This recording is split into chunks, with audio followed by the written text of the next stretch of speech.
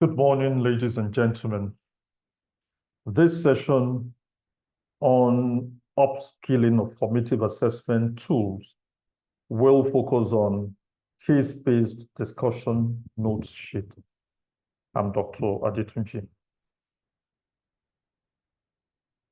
My facilitation will run through an introduction to the discussion notes sheet, introduction to the Google form for real-time assessment by TOT participants. Then we'll watch the purpose-built video playback while TOT participants will simultaneously score the trainee depicted in the video. We'll also project a summary of the field forms submitted by TOT participants, take review comments by the facilitator, and then do question and answer. Case-based discussion is an important piece of formative assessment, which requires a clinically focused interaction between the family medicine resident doctor and his or her trainer using a tool called the case-based discussion notes sheet. Now, section 4 of the EAD portfolio stipulates that each resident doctor must achieve and submit at least 2 case-based discussion assessments per year of training in order to be eligible to sit the membership exams. So over the course of 3 years, that's a requirement of about 6 case-based discussion assessments. The purpose of this case-based discussion notes sheet is to motivate each trainer to willingly present himself to a trainer for interaction, feedback, and assessments on a clinical case agreed on by both parties. The case-based discussion notes sheet has 10 sections for focused interactions. Each section has discussion prompts to guide the trainee and the trainer to stick to a specified clinical competence area. After the interaction, the trainer is required to provide an assessment for each section completed, return the scored printout to the trainee, and also provide feedback to the trainee. The general idea here is to encourage a trainee to have exposure to 2 to 4 sections per interaction, and then move on to other sections at the next interaction so that most of the sections of the note sheets are covered at least once during each year of membership training. Trainers can also encourage trainees to have more interactions on the sections which spotlights the trainee's area of weakness.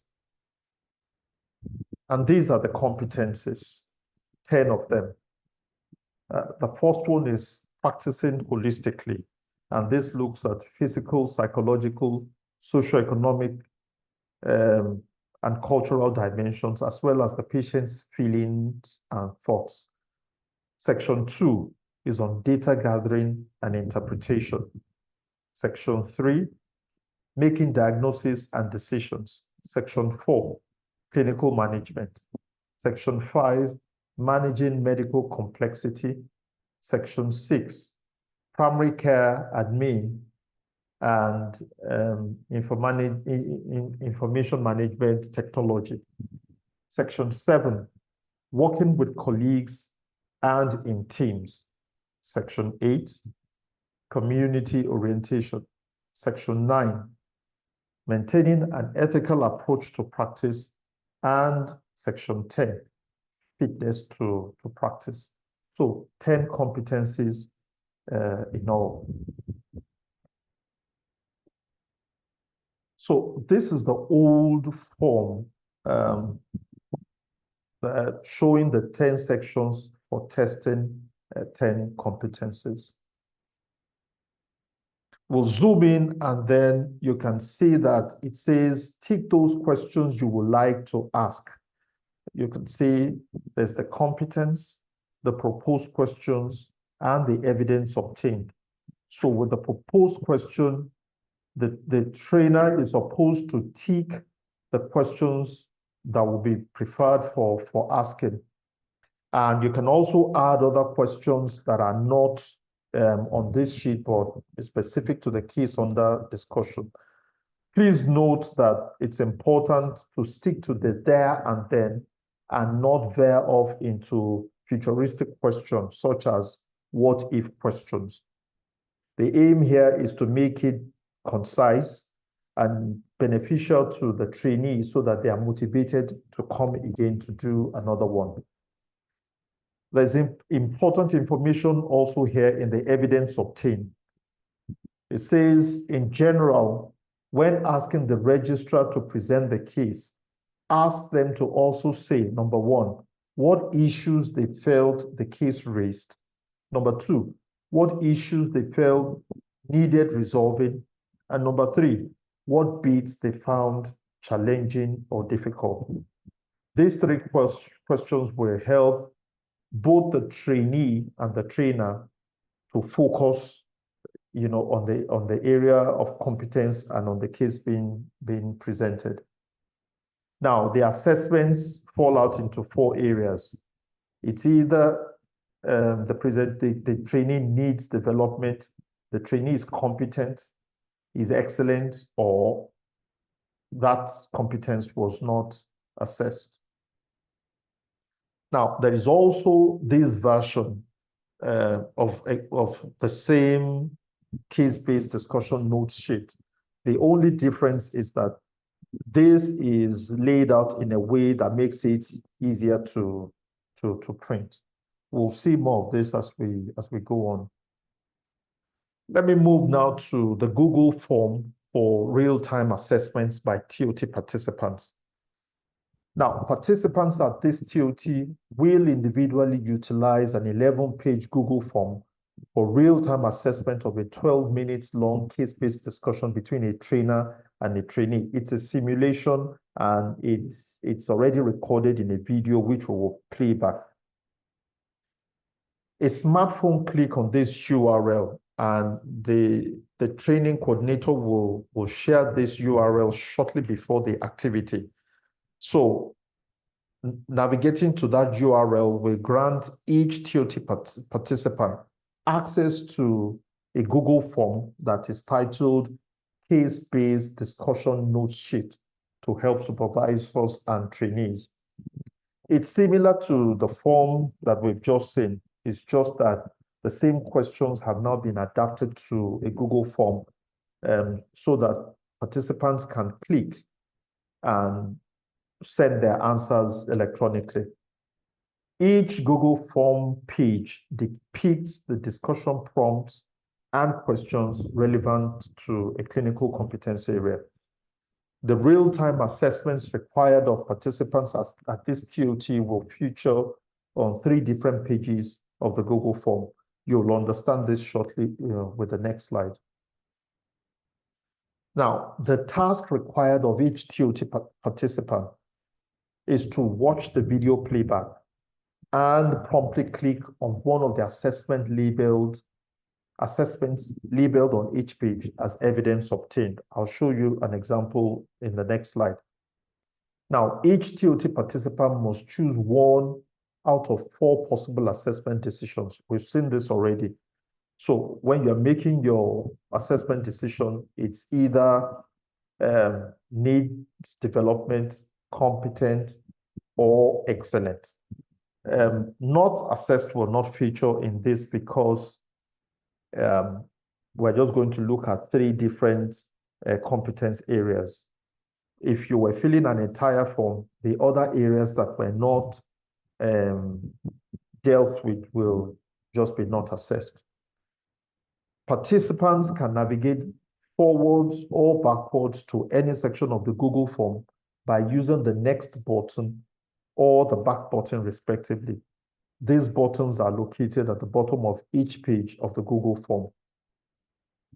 On the final page of the Google form, so that's on page 11, there's a submit button, which TOT participants must click to close the activity and submit individual assessments to the training coordinator. Now, this is when you navigate to that Google form using the URL that will be provided. This is something like what you see. Case-based discussion notes sheet to help supervisors and trainees. Your email, you will show up somewhere here. And this, for example, is a page on primary care administration and information management technology. And these are the prompts. Look at the resident doctor's electronic recording of information. Do you think it was satisfactory? Ask what the registrar thinks on reflection. Do you think what you have documented is adequate? And so on. So if what you're supposed to do is, if you're going to use this question, you would have ticked it already. But this sort of helps you to know what should happen during the interaction to assess for this clinical competence area. So this one flows on that way. I've divided it into two so that it can show on one screen. Now, at the bottom, towards the bottom of each page is this evidence obtained. And there's this button that says choose. Each participant is supposed to click on this. And when you click on it, it takes you to, it shows this drop-down menu that says, this is your assessment of how the candidate has, how the trainee has performed now. Needs development, competent, excellent, or not assessed. I've already said that we will not be using not assessed because we're looking at three areas, for this. And if so, once you've chosen an assessment value, you can navigate on to next. This is showing page 7 of 11. So if you click next, you go to page 8. If you click back, you go to page 6.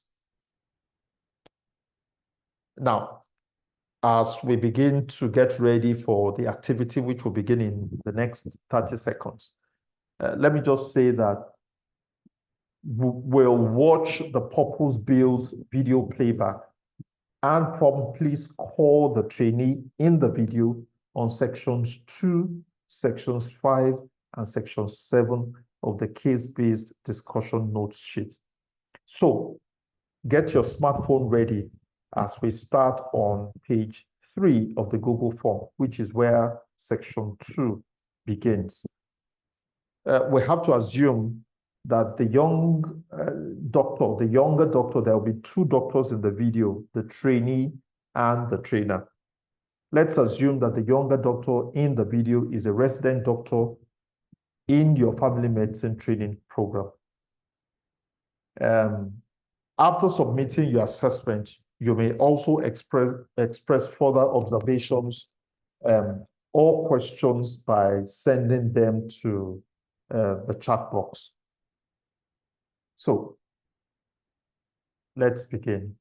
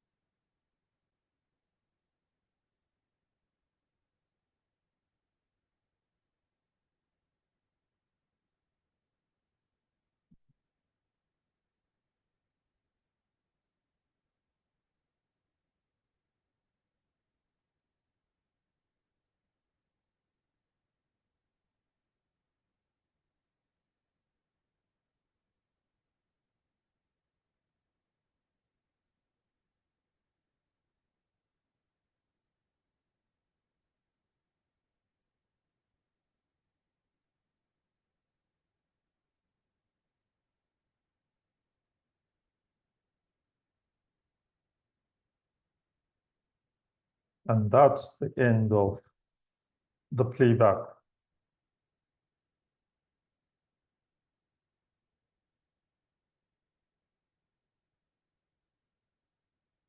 Now, let's do a little bit of analysis. And while we're at this, please submit your assessments through the Google form by pressing the submit button. But you would have already seen that the trainer in the video assessed the trainee as excellent in data gathering, that's section 2, excellent in managing medical complexity, that's section 5, and competent in working with colleagues and in teams, that's section 7. So what do we think about these assessments?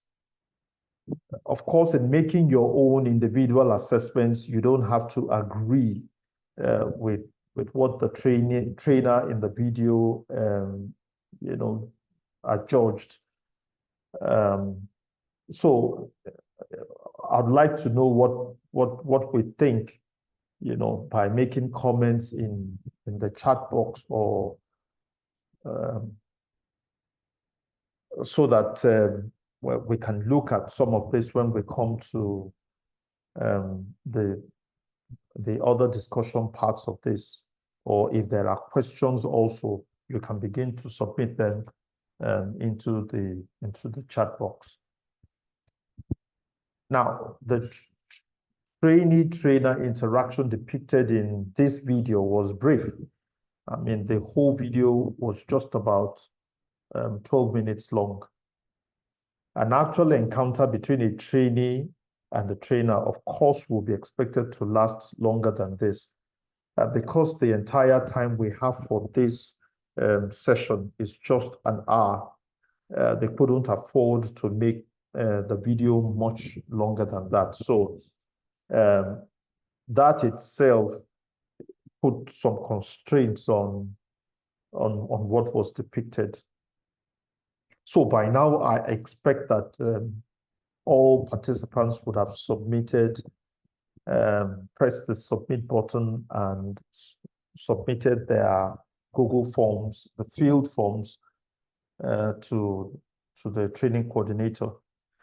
What will happen now is that once everybody has sent their submissions, a summary of the field forms submitted by all participants will be generated, and this should be displayed shortly by the training coordinator.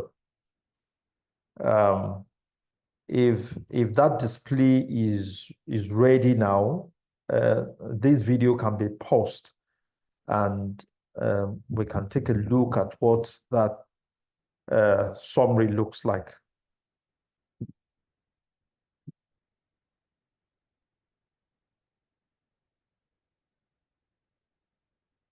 So back to our post-hoc analysis. What was done well in this simulation?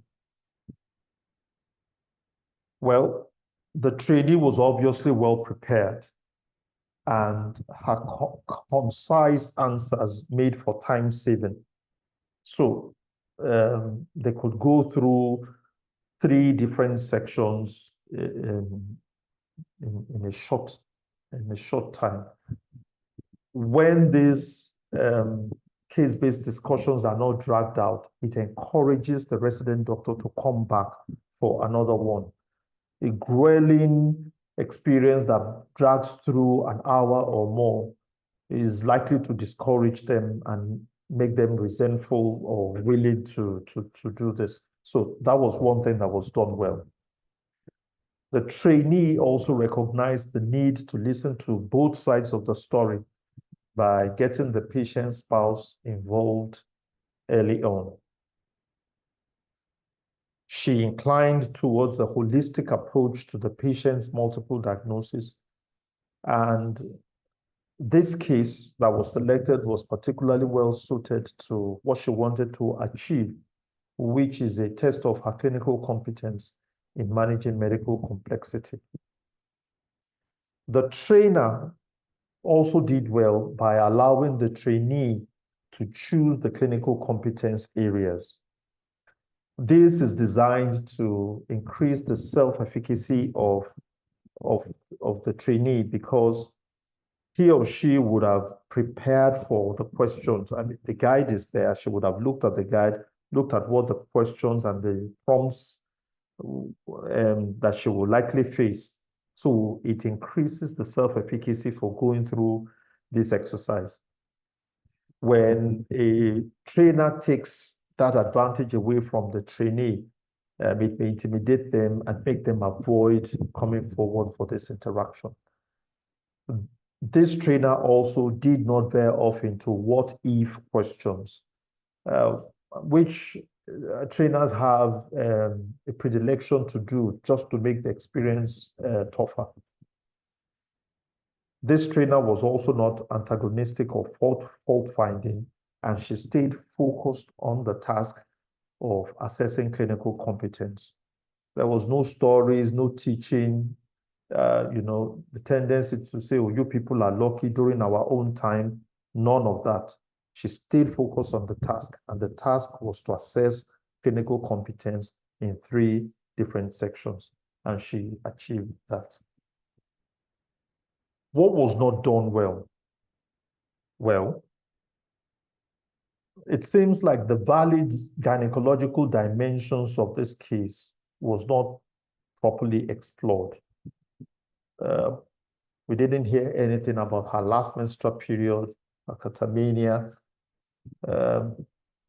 There were endocrinological issues and hormonal issues, and how this would have affected her fertility did not seem to have been well explored.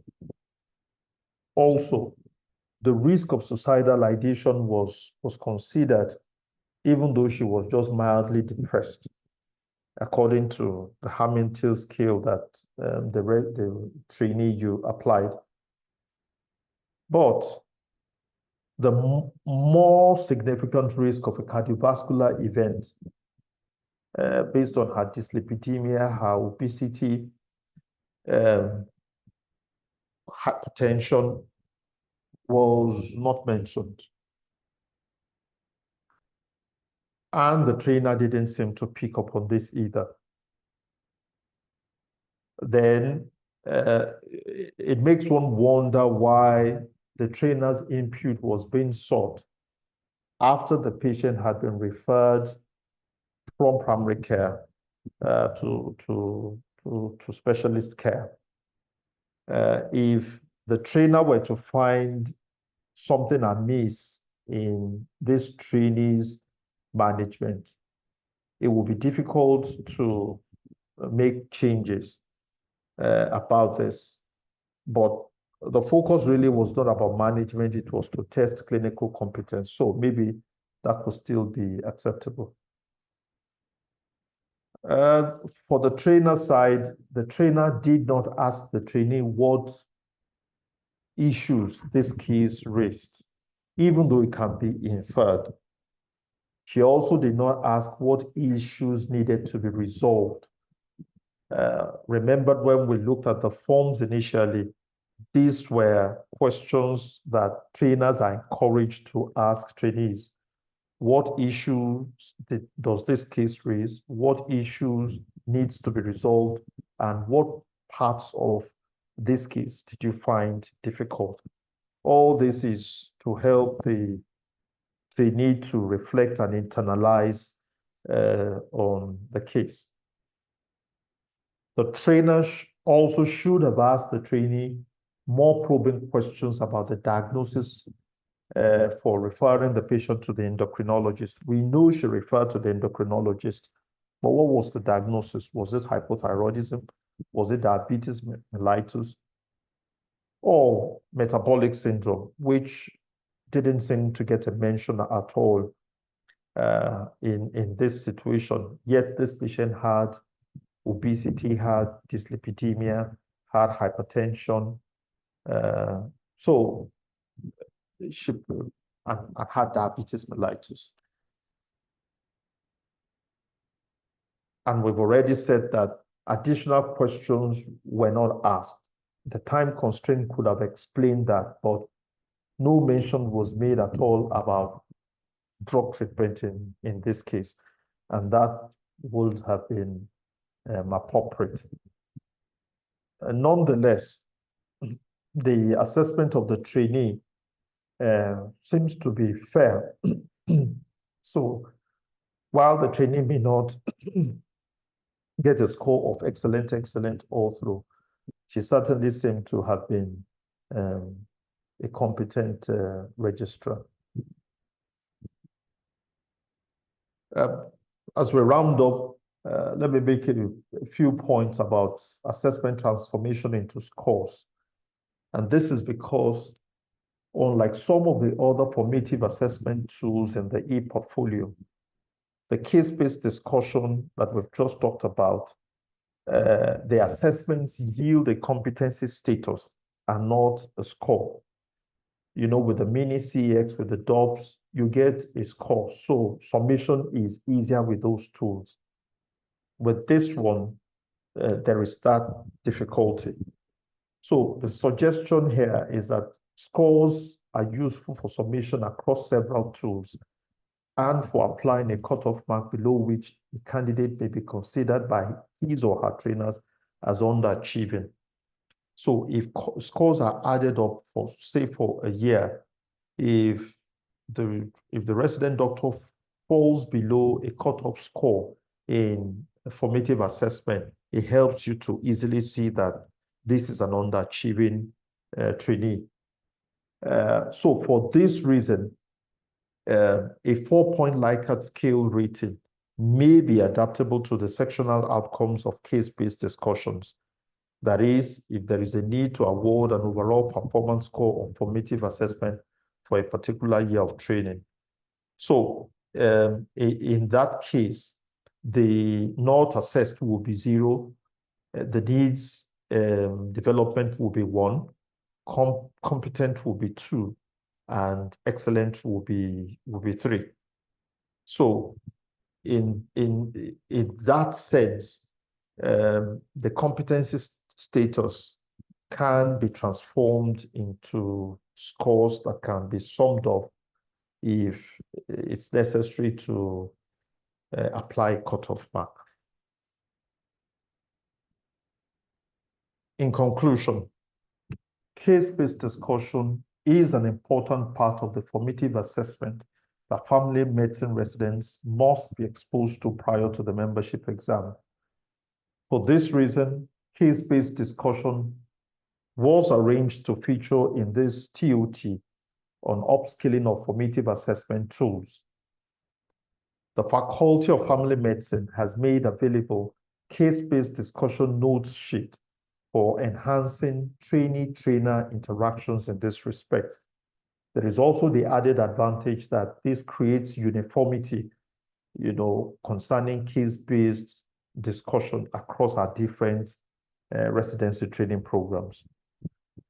Now, resident doctors without evidence of the necessary exposure to formative assessment tools, including case-based discussions, may face eligibility challenges when applying to sit for the membership exam. Cascade training of this interactive session to reach all trainers operating within our family medicine residency programs may ensure that the workload of formative assessment is well shared among trainers and not just focused on a few of us. I acknowledge the following persons, and I thank you for listening.